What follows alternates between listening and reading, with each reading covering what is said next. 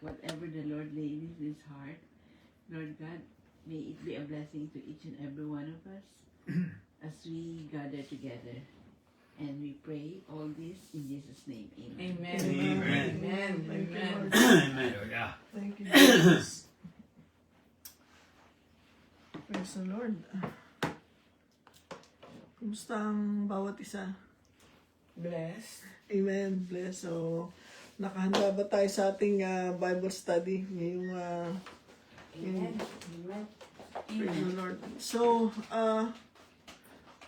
ang pamagat ng ating mensahe ngayon is clarity that changes everything. Di ba, yung mga malalabo ang mata, kailangan natin ng clarity.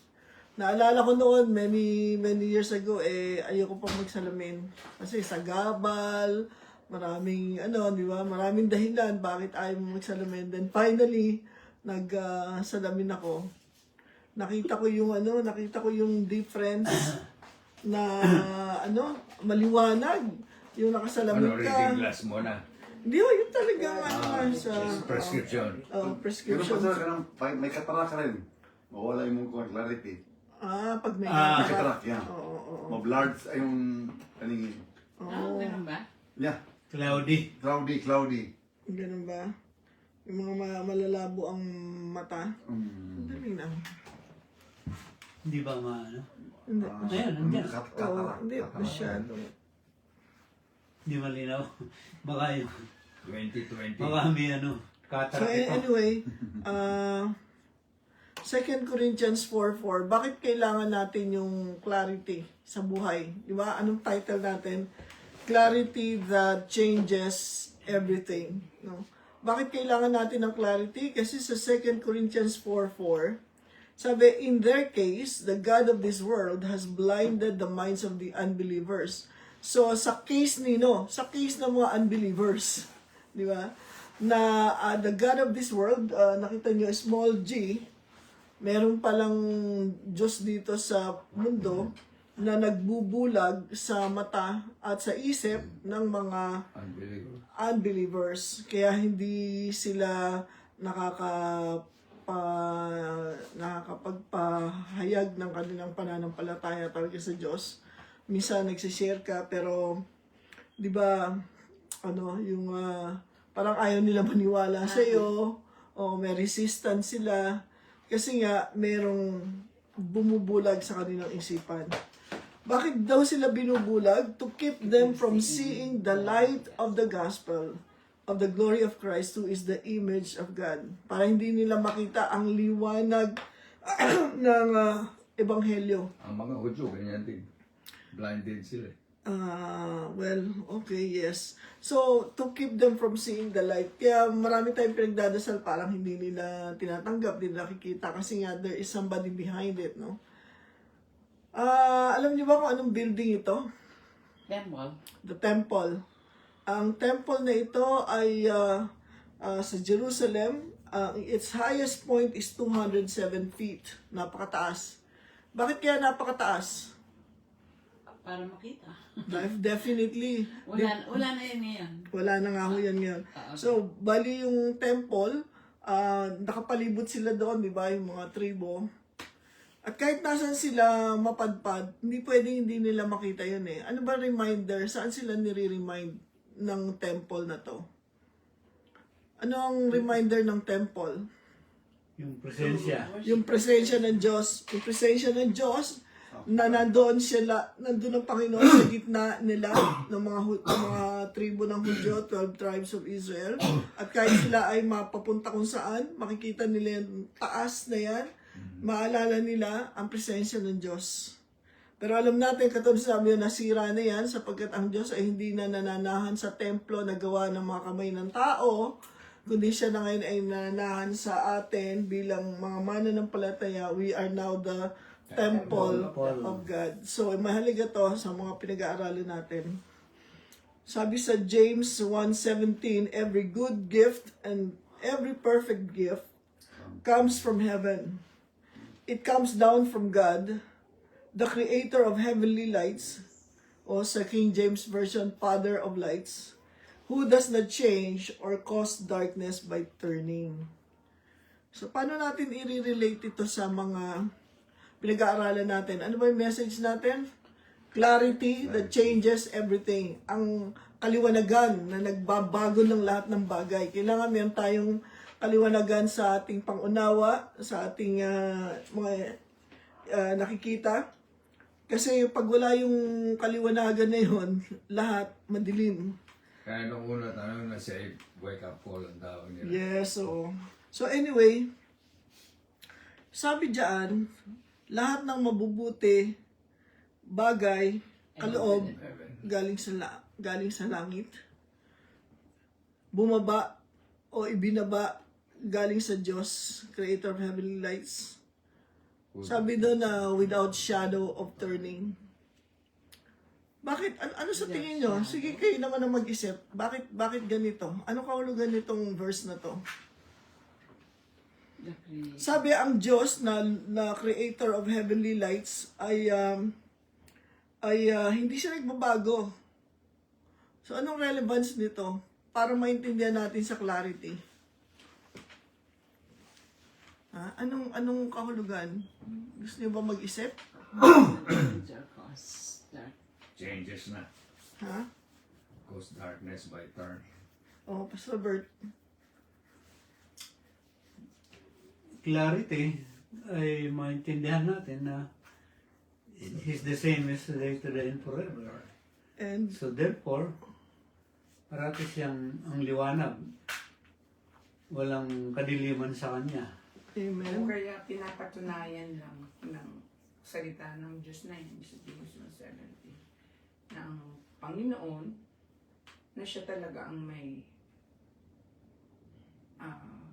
kakayahan para maliwanagan natin lahat. Okay.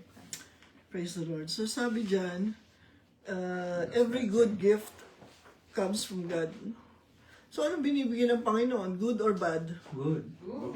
Mahalaga good eh. So pag wala tayong kaliwanagan sa ating pangunawa, isipin natin mga sakit, trahedya, galing sa Diyos. Nagkaroon ng lindol, sabihin natin galing sa Diyos. Nagkaroon ng mga sakuna, galing sa Diyos.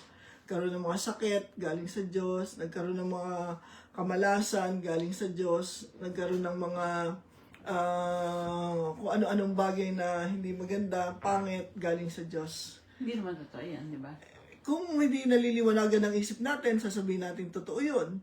Kaya kailangan niya kaliwanagan di ba? Clarity that changes everything. So dito maliwanag Perfect. bawat mabuting kaloob at perfect in the eyes of God. It comes from heaven. Tapos sabi dyan, creator of heavenly lights. Ibig sabihin, siya ang may lalang ng liwanag. Siya ang liwanag. And therefore, ano masasabi niyo doon sa shadow? Di ba yung shadow, yung anino, palipat-lipat yan ng lugar. Nakabatay kung nasaan ka nakatayo at nasaan ang araw. Di ba? Minsan yung anino mo nasa likod mo. Minsan yung anino mo nasa harap mo. Minsan nasa gilid mo. O minsan naman talagang andun lang sa kung saan ka nakatayo. Nandun yung, oo. So, ibig sabihin, ang Panginoon, hindi siya katulad ng shadow na nagpapaiba-iba ng posisyon. Amen. At ang Panginoon, Diyos natin, there is total absence of wavering. Total absence of darkness. Meaning to say, ang Diyos kahit minsan, kahit katiting, hindi siya pwedeng mabago. Di ba yung pagka nag-change ka ng position, na mabago yung shadow, ang Panginoon, hindi ganon. No? Kasi siya mismo yung light. Siya yung kaliwanagan. Kaya, importante na maliwanagan din natin to. Otherwise, ang sasabihin natin ay, nagbago ang Diyos. O kaya, wala na akong liwanag. Hindi ganun ang Panginoon. Ang Panginoon, parati siyang liwanag. Parati siyang liwanag. So anyway, sabi sa someone na sineset natin yung mga foundation para alam natin. Una, meron Diyos na nagpapadilim ng isip ng tao para huwag tayong maniwala. Pero kabaliktarin naman nun, kung ang si Satanas nagpapadilim ng isip natin, ang Diyos naman laging liwanag. At kahit kailan, hindi pwedeng mabawasan ng liwanag ng Diyos. Okay? So, sabi sa Psalm 119, verse 18, "Open my mind, let me discover the wonders of your law." Buksan mo ang aking kaisipan at hayaan nyo, Panginoon, na ma-discover ko yung mga magagandang bagay sa inyong mga kautusan. Sa ibang translation, "Open my eyes so that I may see the wonderful truths in your law." So, maliban na yung mga mata natin mabuksan, anong mata yun? Mata ng pangunawa, the eyes of our understanding. Maliban na mabuksan yung mata ng ating pangunawa, anong nangyayari? Hindi natin nakikita yung wonderful truths in your law. Meron pala mga magagandang katotohanan sa kanyang salita. Amen? So, mahalaga yun eh. Otherwise, maraming tao ngayon, basa ng basa, ay wala man naintindihan. Kasi kailangan magdasal ka muna, "Lord, open my eyes." Open my eyes, no? Open my ears. And then, Luke 24:45, si Jesus, then He opened their minds to understand the scriptures. Tungkol to doon sa mga Rema. tungkol dun sa mga dalawang mananampalataya on the road to Emmaus, sabi natin, di ba? Nagsalita ang Panginoon, kasama nila naglalakad sa road to Emmaus, tapos hindi nila alam na si Jesus pala yun nung siya ay na-resurrect na. At nung nabuksan ang isip nila, ayan, naunawaan nila yung mga prophecies na ngayon nakikita na nila. Ephesians 1:17 sa Good News Bible, "And ask the God of our Lord Jesus Christ, the glorious Father, to give you the Spirit who will make you wise and reveal God to you, so that you will know Him." So manalangin daw tayo.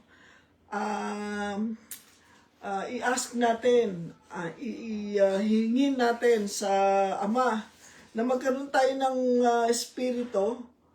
Actually, sa ibang translation, Spirit of Wisdom and Revelation, na matulungan tayo ng Holy Spirit na maging wise tayo at ma-reveal ang Panginoon sa atin. Kasi ang Diyos is self-revealing God. Kung tayo lang, bawa sa sarili lang natin, gusto ko makilala ang Diyos, hindi natin magagawa.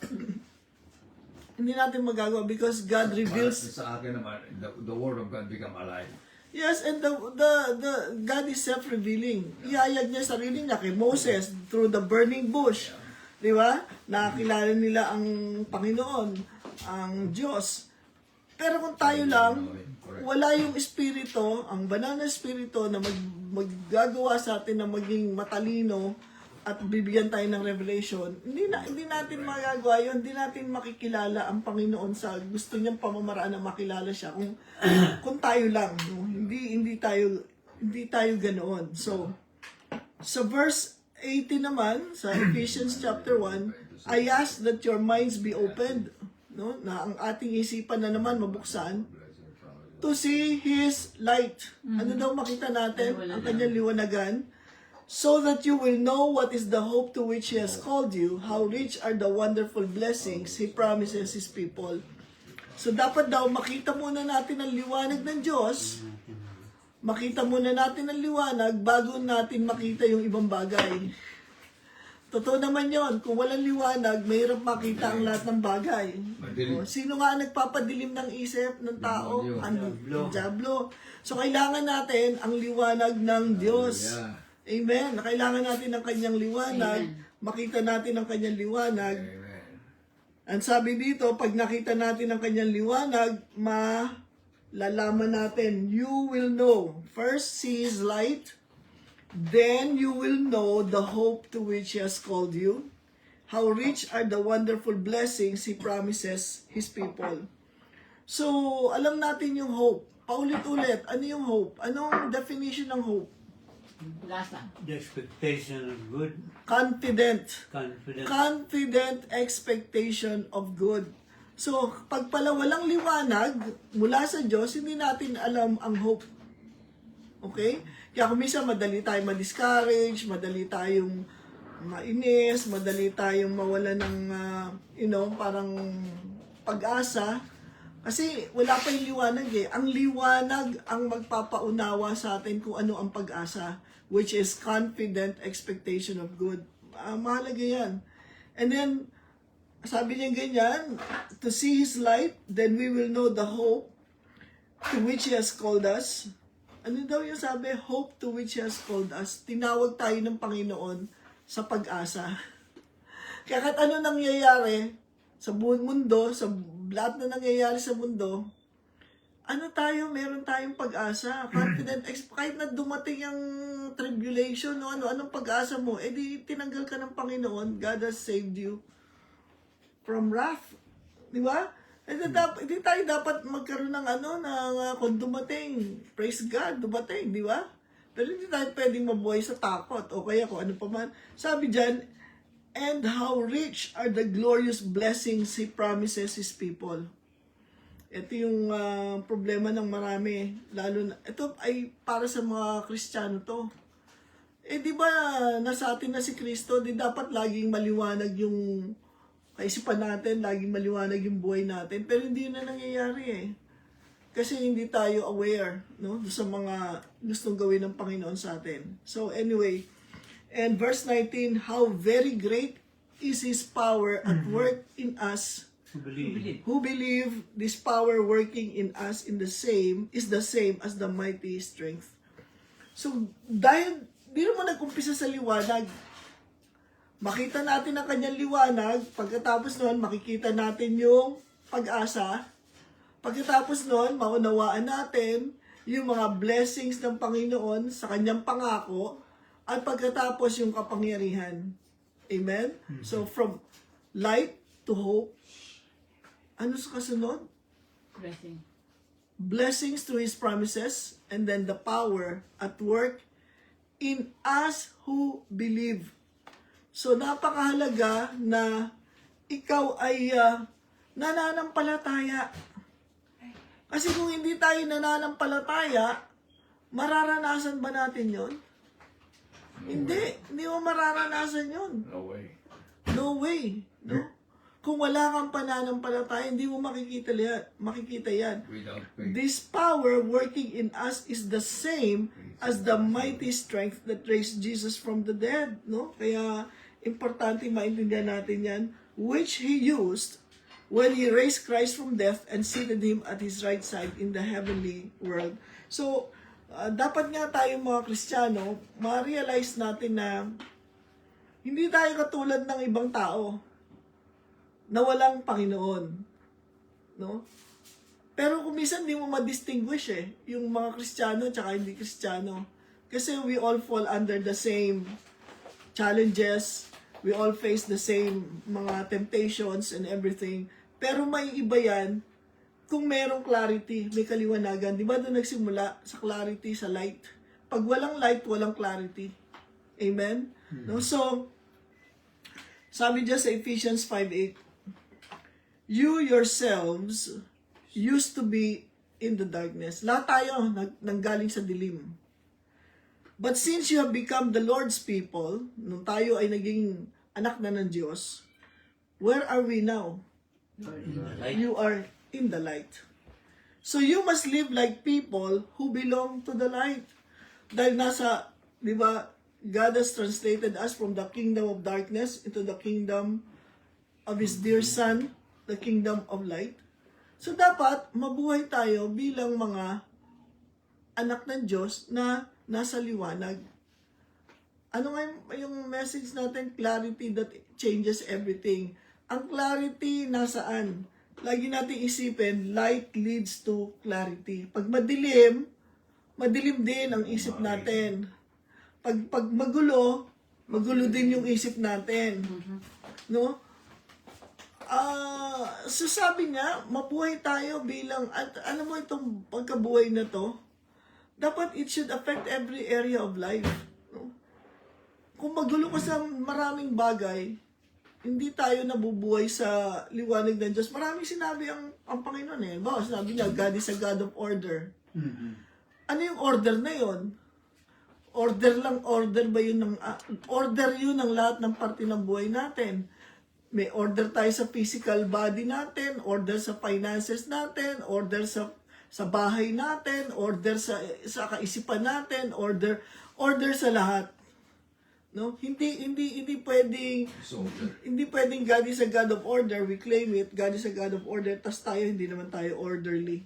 You know, marami tayong pagkukulang sa ganun. Kaya nga kailangan nating maunawaan magkaroon ng clarity sa maraming bagay. Otherwise,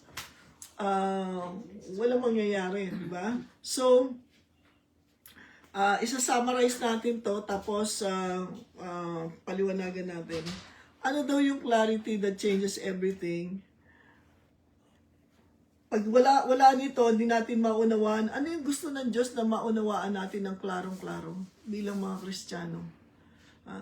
May mga bagay alimbawa, maraming tao hindi na-save pero hindi nila naintindihan yung salvation.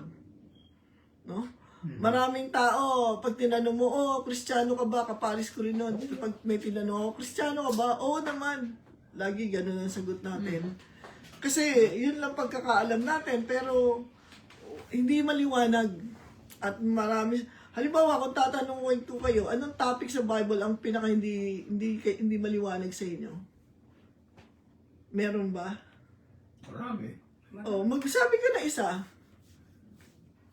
Ano yung isang katuruan, prinsipyo o topic sa Bible na hindi klaro sa iyo? Kayo Rapture. Rapture hindi maliwanag sa inyo. Okay. Kayo ho. Ano nga ba? Yung hindi nyo masyadong naunawaan. Yeah. Yung gusto nyo malaman pa, matuto pa kayo doon sa bagay na yon. Ano yung mga bagay na, anong mga katuruan yon? O habang iniisip nyo, ikaw? Naniniwala ako sa Trinity, pero hindi mo lahat Start to explain. maunawaan. Trinity, okay. Ano si brother? Brother Mandy, Ano yung ano bagay yung na bagay daw na hindi mo naiintindihan sa Bible? na topic o Merong isang subject matter na meron ka pang May katanungan. katanungan o hindi maliwanag masyado. Maliwanag masyado. Marami pa to. isa lang. Isa lang. Wala. Kahit isa lang. Tungkol ba sa giving? Saan? Tungkol ba sa salvation? Kung tungkol sa... Para ano natin, kayo, habang Clarity nag-iisip kasi, kayo siya, clarity. clarity pinag-uusapan natin Ano nga ba? Ano nga ba question? Ano yung bagay na hindi nyo naunawaan o kulang kayo sa na gusto nyo pang lumawak ang pangunawa nyo sa topic sa Kahit subject? naniniwala kayo sa subject na, pero hindi pa nyo parang masyado gusto mo pang maintindihan, maunawaan. Ano sa'yo? Salvation? Ano nga? ikaw na muna Ako salvation. Salvation, okay. Salvation, rapture, no? So dapat pala lahat yun.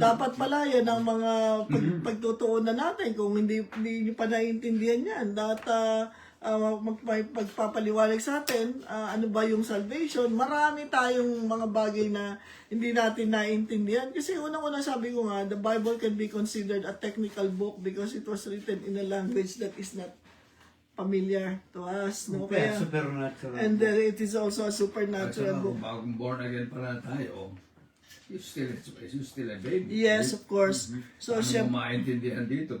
oo. Elementary ka pala. Yeah.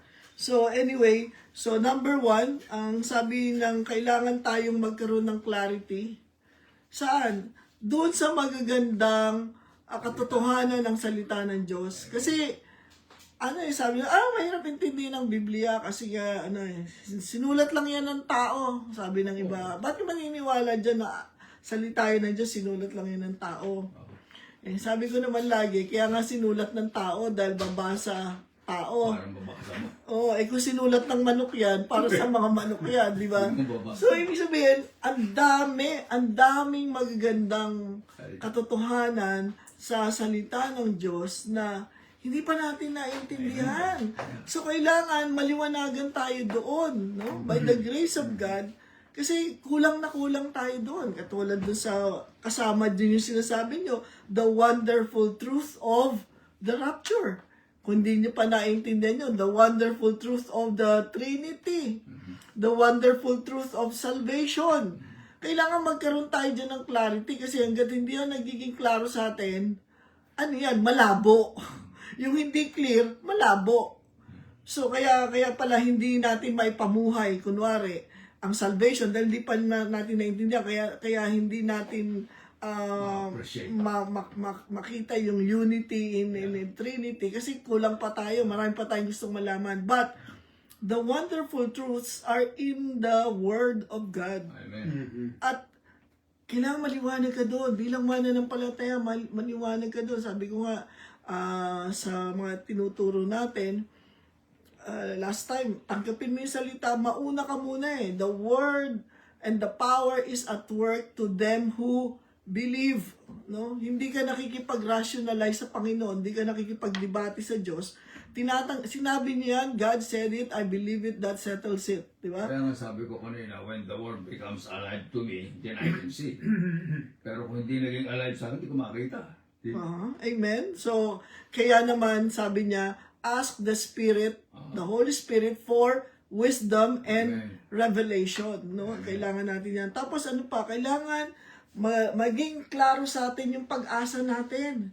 Kasi pag hindi tayo naging klaro sa pag-asa at dahil nangyayari sa mundo, at habang nalalapit tayo sa rapture, habang nalalapit tayo doon, mas lalong magkakaroon ng kaguluhan sa mundo. Eh kung hindi maliwanag sa iyo ang pag-asa, no, ng Panginoon, He is in fact our living hope, madali tayong madi-discourage. Yung mga iba ay magsimba kasi lahat naman ng mga pinangako ng Diyos, hindi ko naman nakikita sa buhay ko. Lahat naman ng mga sinasabi sa salita ng Diyos, parang lahat na-enjoy yun, pera lang ako. And then sabi dyan, magiging maliwanag sa atin yung glorious blessings na pinapangako ng Diyos. Pwede ka pa bang manampalataya sa blessing ng Lord kung dumadaan ka sa maraming pagsubok sa pera? Di ba?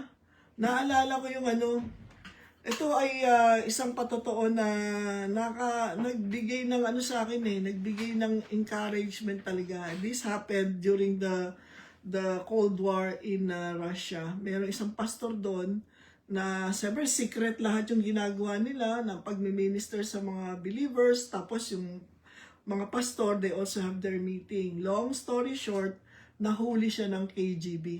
Okay? Nung nahuli siya, pinapa-renounce sa kanya yung kanyang pananampalataya. Ayaw niya, pinapa-renounce si Jesus, hindi siya, So, ginawa ay dinala siya doon sa mas mahirap na prison. Dinala siya doon sa, kumbaga, ito yung... Solitary confinement. Oo, bago siya na solitary confinement, nakaharap niya yung pinaka mataas, pinaka chief. Eh yung chief na yon talagang has a hatred for God. He is an atheist, lahat na nandun na. Sabi niya sa pastor, I will make sure that you will renounce your God. How? Sabi niya ganyan, I will starve you to death. Sabi niya ganyan. Hindi siya bibigyan ng pagkain kasi, di ba, mayroong prayer, give us our daily bread. Sabi niya, humingi ka doon sa Diyos mo ng daily bread kasi hindi ka pakakainin. Nilagay siya sa solitary confinement. Meron lang maliit na window na may mga rehas-rehas. Di yung pastor, nagdadasal lang siya, hindi niya ginigive up ang kanyang pananampalataya kay Kristo, lalo na si Jesus, nananalangin siya. Kinabukasan, hindi nga siya pinakain nung araw na yung kinabukasan. Nakita niya doon sa na meron tinapay. At ito tinapay na to ay yung the best bread in Russia. Yung tinatawag nilang black bread. That's the best. So nung nakita niya, mainit-init pa, na-tempt siya kung kainin. Pero hindi niya kinain.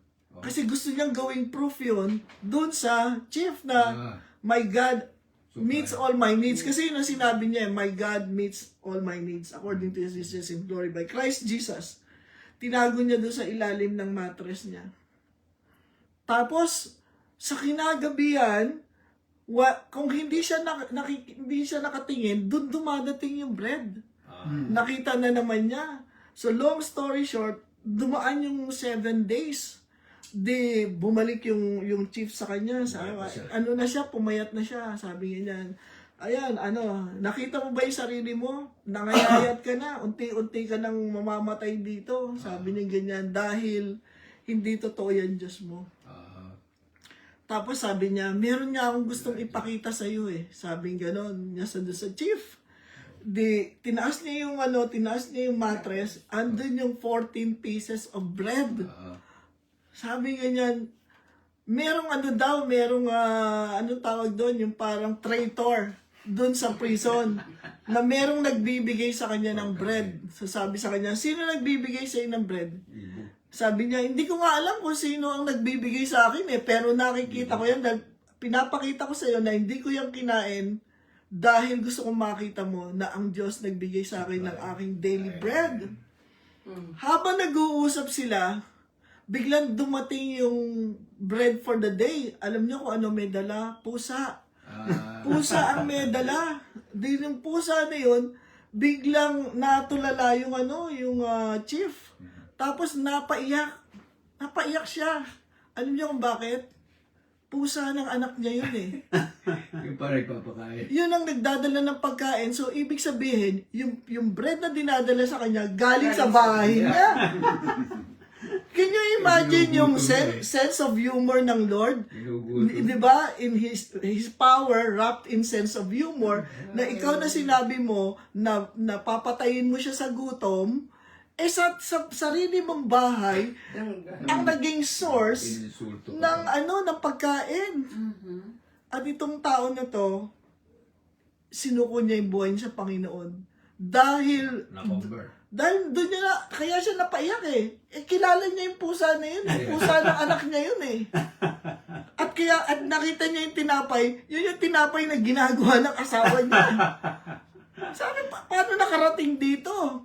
So, that is what it means, no? Kung klaro dito sa pastor na to, kahit gutumin mo siya, huwag mo siyang pakainin, alam niya yung glorious blessings of His promise. Amen. Malinaw sa kanya yun eh. Madaling magsabi ng give us our daily bread kasi pagbukas mo dyan sa kusina mo, meron ka dyan tinapay. Pero kung talagang walang-wala ka, nandun ka sa lugar na gano'n, solitary confinement, paano ka mabubuhay?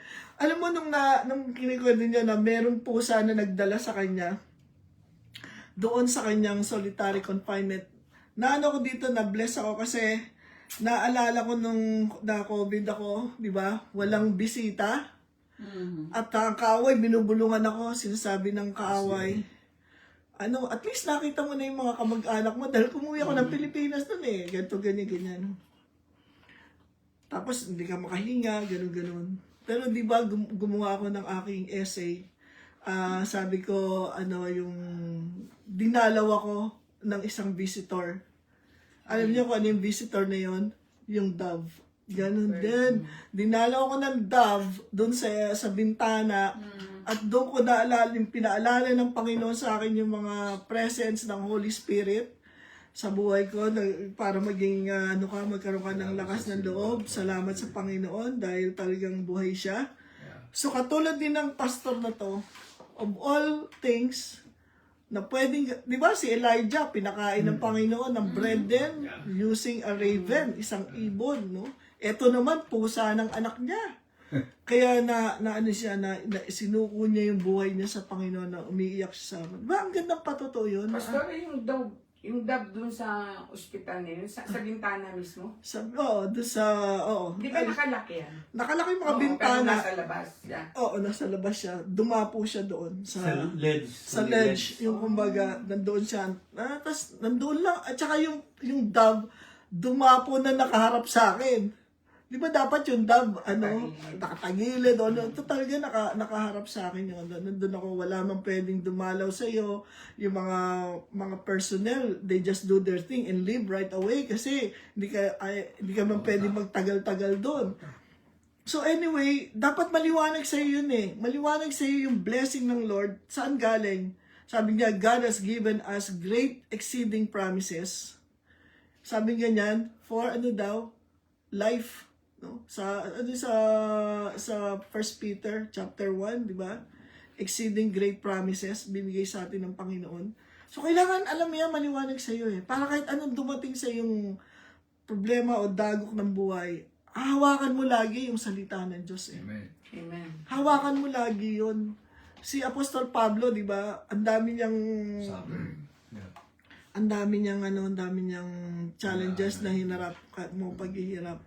Pero dahil puno siya ng salita ng Diyos, kahit na hindi siya nakakapagbasa, wala siyang anong dala-dala dahil kinulong na siya, andun pa rin eh. Kaya yung salita ng Diyos, importante sa atin. Kaya kung hindi, sabi ko nga, hindi maliwanag sa iyo yung rapture, salvation, Trinity, giving, kung ano man yan, ang kaliwanagan niya sa manggagaling, sa salita ng Diyos. Amen.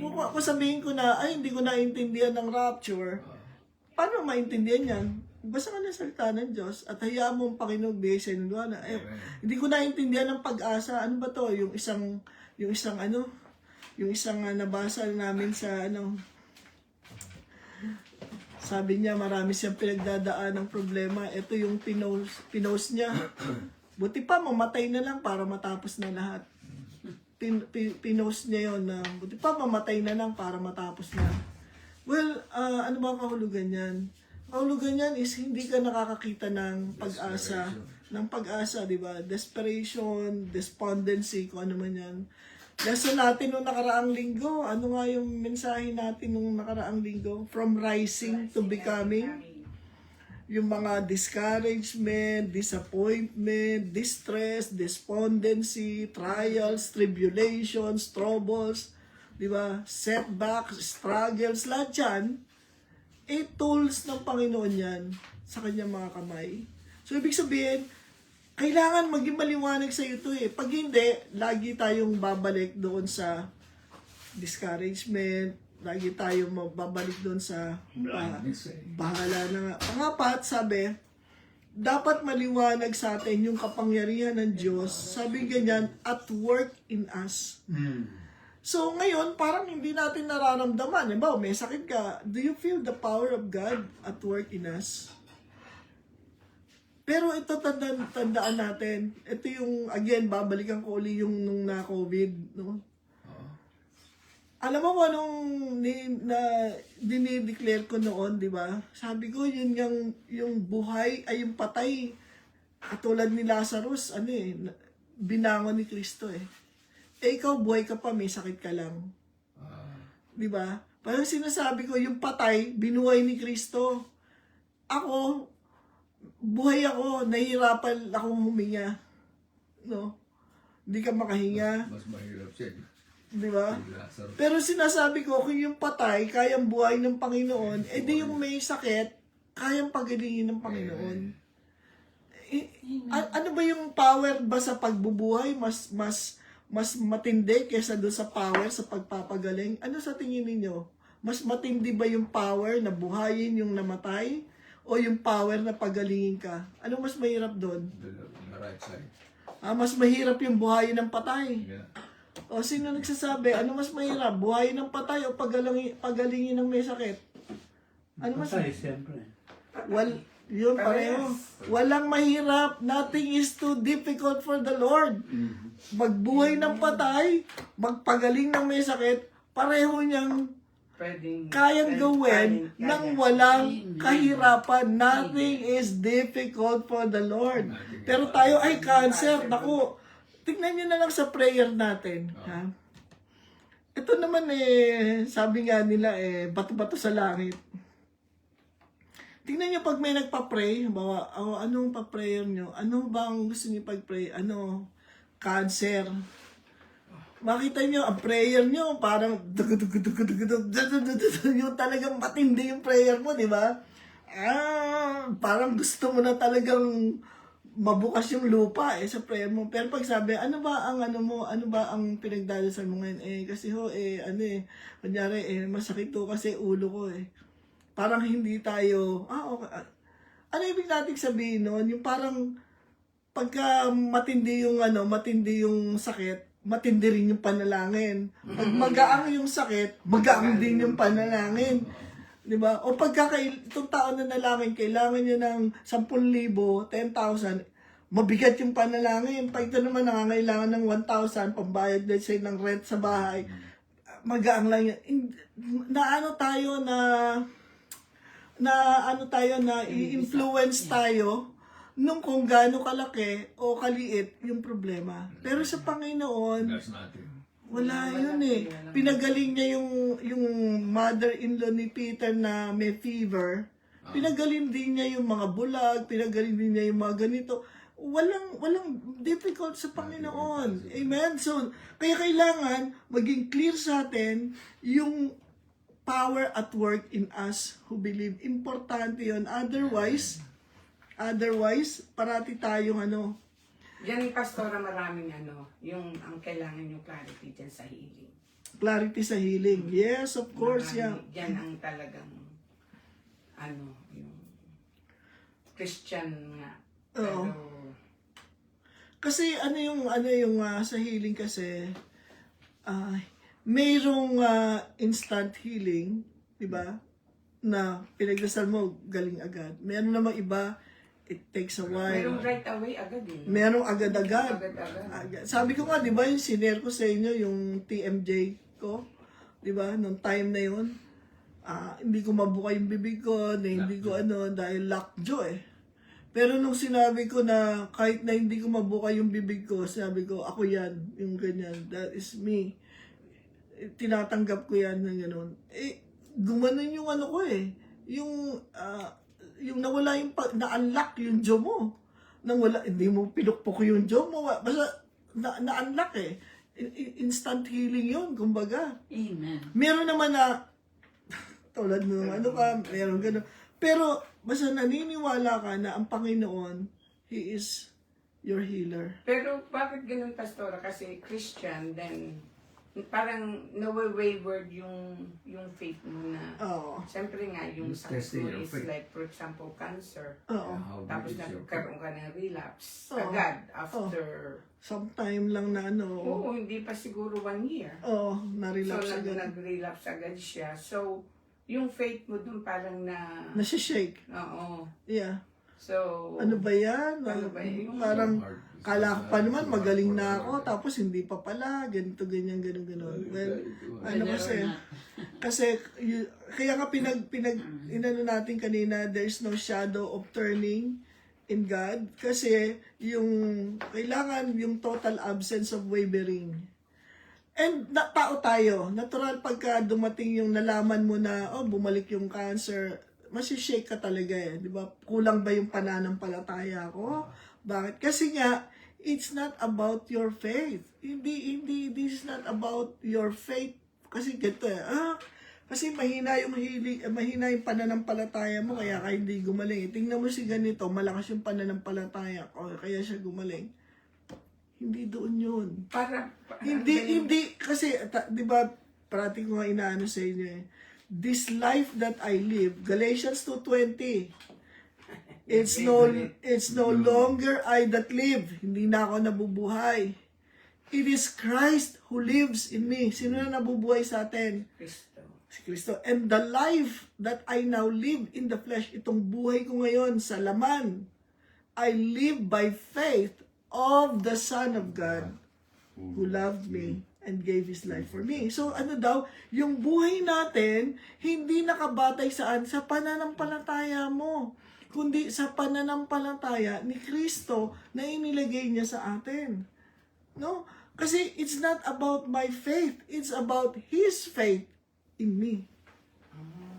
So kung bawa, sabi ko, kailangan ko na maraming faith. Praise God, marami kang faith.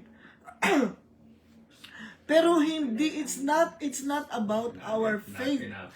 Kasi it is not about us, it is not anything but God Himself. Amen. No, hindi ano yun eh. Hindi dahil ang lakas-lakas ng pananampalataya ko o yung healing para sa malalakas ang pananampalataya. Hindi yun. Kasi sabi nga nung isa, do you believe? Sabi niya, I believe. Tapos ano yung kasunod? Help my unbelief. Ano yung ibig sabihin nun? Sa kanyang puso, nananampalataya ako, pero yung isip ko, hindi pa nag-agree. Ngayon, yung pananampalataya natin, it becomes effective when what you believe in your heart is now also what you believe in your mind. Contradiction. No? Hanggat kontra yan, dalawang yan, yung puso mo at yung isip mo, yun ang tinatawag na unstable in everything. And a person who is unstable will not receive anything. So, kaya yung sinasabi nga, yung parati nating babalikan ito, na sinabi sa kanya, wala na magagawa, cancer, uwi na. Sabi ng asawa ng pastor, si Pastor John Austin, uwi ko na lang yung asawa ko kasi wala na pala magagawa. Ba't pa kami nandito? So, inuwi na niya yung binigyan na ng tanning, may tanning na. Si Sister Dodie Austin, Dodie Austin, gumagapang na nga lang Pero kahit gumagapang siya, hindi siya nag-waver. I am healed by the stripes of Jesus. I am healed kahit gumagapang na sa lahat, sa sakit ng buong katawan niya. And then, one day, nakatayo siya. Kakamatay nga lang 90 plus na nung namatay no? What is it about na sabihin natin na ay kasi malakas pa ng palataya niya, ako mahina pa ng palataya? No. Another thing sabi ko sa inyo to, nangyari sa akin yung kapatid ko na aksidente sa motorsiklo. Okay, parang declared gone for good. Kamatos. Hindi lang siya kumatos, wala na siyang lumuwa na nga yung dila. As ako nakakita kayo ng binigtin ng mga hayop na nakaluwa ang dila, yun nun nangyari sa kapatid ko. Lumabas na yung dila, okay? At the time, sabi ko, nung andito ako sa Amerika, I was praying in tongues. Tapos na-remind ako dun sa Word of God. If any of you shall agree, touching on anything, it shall be done by my Father in heaven. Kung mag-agree daw, bago pa lang ako dito sa Amerika. Bago pa lang ako nun. Naghanap ako ng ka-agree. Wala akong makitang ka-agree Tumawag ako sa simbahan na wala akong makitang ka-agree. Ito sabi ko, ito ang ginawa ko. Lord, gusto ko sundin ang salita nyo na makipag-agree. Pero wala akong makitang ka-agree. Alam nyo kung sino ka-agree ko? Kayo. Sabi ko, I agree with everything you say. I agree nung sinabi nyo, by your stripes, you are healed. I agree with you 100%, Lord. Sabi ko, I am in agreement with you. At sabi ko nga, nabuhay ang kapatid ko. Nabuhay ang kapatid ko. Sabi ko, praise the Lord. Kasi, alam mo, kailangan maging klaro sa atin ang salita. And I'm not saying na lahat ng pinagdasal ko nangyari. Merong naghihintay pa ako. Kasi merong mga bagay na it took a while to happen. Pero, lang yun, manifestation. In the spirit, it's already done. Finish na nga I like your word there, your power. Capital yung you. Your power. Kasi, importante maintindihan natin na merong kapangyarihan ang Diyos na kumikilos sa atin. Amen. Your power. And sabi ko nga siguro, pag nagsulat ako ng mga miracles and ng testimony of the Lord, I myself am surprised. Magugulat ako dahil ang dami-dami ng power. Sabi ko, di ba noong nakaraan, ano yung mga weapons natin, aside from the armor, sa Ephesians chapter 6? The name of Jesus. The blood of Jesus. Ginagamit ba natin yan na power natin? The Word of God, the Holy Spirit, faith, prayer, worship. Yan, weapons of natin yan, warfare. No? So, ang dami. Kailangan maging clear sa atin, there is power working in us. At itong power na to, the power that raised Jesus from the dead, it's the same power at work in us. Amen. Amen? So, importante po yan. And, clarity that changes everything, ito yung pinaka-anchor. Ito yung what will hold everything up. Ano yun? The light. Kaya yun ang sabi niya, pray, Ephesians 1:17, that you will see His light, the light. Kasi lahat maliwanag kay Kristo. He is the light. At yun ang importante. Kaya ang prayer natin lagi, is, Lord, I want to see clearly. Kasi clarity, clearly. No? Kaya lahat maliwanag. Hanggat hindi maliwanag to,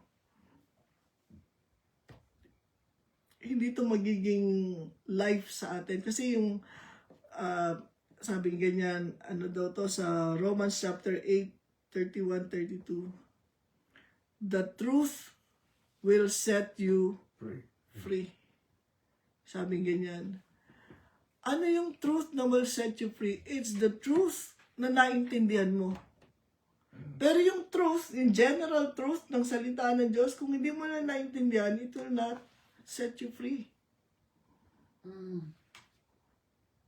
What will set you free is the truth that you know. The truth that you know. Katulad ng pastor, what is the truth that he knew? That my God will supply all my needs according to His riches in glory by Christ Jesus. So kahit na imposible na may makakatanggap siya ng daily bread, it happened, at galing pa mismo doon sa bahay. Nung gustong mamatay siya sa gutom. That is the truth. Di ba? Sabi ng chief, mamamatay ka sa gutom hanggat di mo nire-renounce ang Panginoon mo. They're the exception. Pero ang ginawa ng Panginoon, sense of humor ng Lord, o doon sa bahay mo, galing yung tinapay na dadaling ko It rito. humiliates the other guy. Yes, kaya nga sabi gano'n, napaiyak siya. Totoo ang Diyos. Kasi, of all places, Oo nga. sa mismong bahay niya pa, na siya, Hindi of all places, okay yung kasi talagang naggagawa ng tinapay. Bakit doon sa kanya? bakit doon sa kanyang bahay, oo. At yung pusa mismo nung anak Pusa niya. kanila. Oo, pusa pa nila. Kaya nung nakita niya yung pusa, Yan ang weirdo. yung mata niya, nanlaki, tas naluha. Bakit ganon? So, Kasi, double jeopardy sa kanya. oo, di ba? Kaya sabi ko nga ganon, ay, Insulto sa yung una ang Panginoon, the way He answers, Insulto sa minsan nandun yung sense of humor ng Panginoon, natatawa ako Insulto pa siya. wow, ganun ang Panginoon. Kaya tayo, mga kapatid, ito yung pag-pray natin, Lord, I want to see clearly the wonderful truths in your Amen. word. I want to see clearly the hope to which you called us. Hallelujah. I want to see clearly the glorious blessings you promised and your power at work in us who believe. I want to see clearly in the light. I am in the light. I walk in the light. Yun ang sabi niya eh. If you are in the light, then you walk in the light. Hindi yung nasa liwanag ka pero nabubuhay kang parang nasa kadiliman ka. So anyway, may tanong ho ba kayo? Maganda po ba itong ating... kung meron kang hindi naunawaan, sabi mo, Lord, I want to understand this. I want to see it clearly. No? And I believe na God will, grant the desire of our heart. Kasi nga, kung yung mga dalawang lalaki naglalakad sa Emmaus, sabi niya, pinaliwanagan ni Kristo. No? Tayo rin, nasa atin ang salita ng Diyos at ang banal na Espiritu. Amen.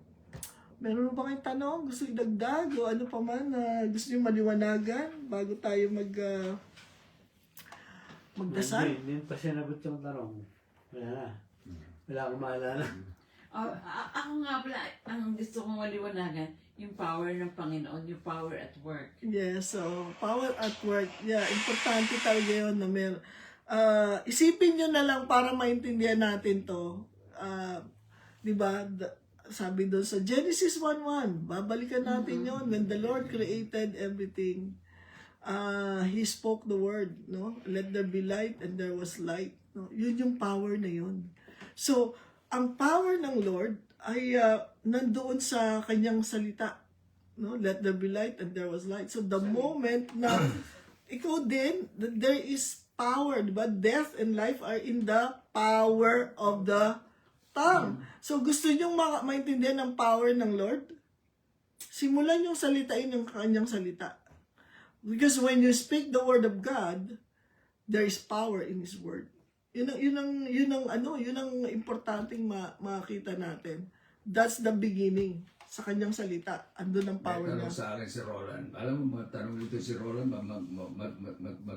matuturitik. Sabi niya, hindi mo kailangan magsalita ang Diyos, di ba sabi siya? God said. Oh. Nagsalita siya, di ba? Oh, yes. Ay, sabi naman, hindi na kailangan magsalita. Isipin lang niya, magyayari yan eh. Oo. Sabi ko sa kanya, he has to speak. Bakit? Because he wants to communicate with you. Yeah. Well, Then naintindihan niya. Yeah. Hindi niya matanggap dahil kasi gusto niya mentality lang eh. Ba't nagsalita pa? Because he wants to talk with you. well, in that sense, yeah. But So simple. Hindi naintindihan niya. Oo. Yung dispensation, ayaw maintindihan. In-explain ko sa kanya, naintindihan niya. That's good. That's good. Yeah. Paano niya naintindihan niya? Binigyan ko siya ng example eh. Amen. So, importante talaga yun. At lahat naman ng kasagutan ay nasa salita niya. Kaya, ito yung lagi natin Pero pagdadasal. minsan kailangan isimplihin mo lang para maintindihan niya kasi hindi klaro eh. Yes. Pero nung naintindihan niya, mas marunong pa siya sa ngayon. See? Yun ang maganda. Pag yung estudyante mo naging mas matalino That is sa'yo, what I like. magaling kang teacher. Okay? So, anyway, ito lang lagi nating ipanalangin. Lord, I want to see clearly. Yung maunawaan ko yung salita ninyo, makita ko lahat ito. Kasi, yun yung clarity that changes everything. Pag kailangan mo ng clarity para maunawaan mo ang healing, kailangan mo ng clarity, maunawaan mo ang provision ng Panginoon. So, yun ang idadasal natin. At yun ang tanggapin natin. Paniwalaan dahil nasa atin na ang banal na spirito. We're not begging God to give us clarity. God has given us the Holy Spirit. Amen. Amen? Amen. Amen. Sige po, kung wala na, let us pray. Father in heaven, maraming pong salamat sa inyong mga salita na nagbigay kalakasan sa amin, Panginoon. Maraming bagay kaming hindi naunawaan, pero salamat po sa banal na Espiritu na siyang aming tagapagturo. Thank you, Lord, for giving us your word. Lord, lahat ng mga bagay na gusto niyong ipaunawa sa amin ay nasa inyong mga salita. Kaya naman, I pray that we will have the desire, Lord, to seek you and to seek your word. Father, bless everyone present and those who are listening and watching our Facebook Live, Panginoon. Nawa ay patuloy nilang makita ang inyong kabutihan sa kanilang mga buhay. Lord, salamat po sa mga taong nagtatanong, paano ba ako magiging anak ng Diyos? Paano ba ako magkakaroon ng relasyon sa Diyos? Salamat po sa pagpapaunawa ninyo sa amin that all it takes is faith to believe in your word and in the finished work of Jesus, na kung kami ay manampalataya sa natapos ng gawa ng Panginoong Hesus doon sa krus ng Kalbaryo, Panginoon, magkakaroon ng kapatawaran ng aming mga kasalanan. Lord, at matatanggapin namin ang buhay na walang hanggan na nagmumula sa inyo. Kaya maraming pong salamat. Ito po ang aming dalangin sa pangalan ni Jesus. Amen. Amen. Hallelujah. Thank you, Lord. Thank you, Lord. God is good All the time. all the time. Ilagay mo dito eh.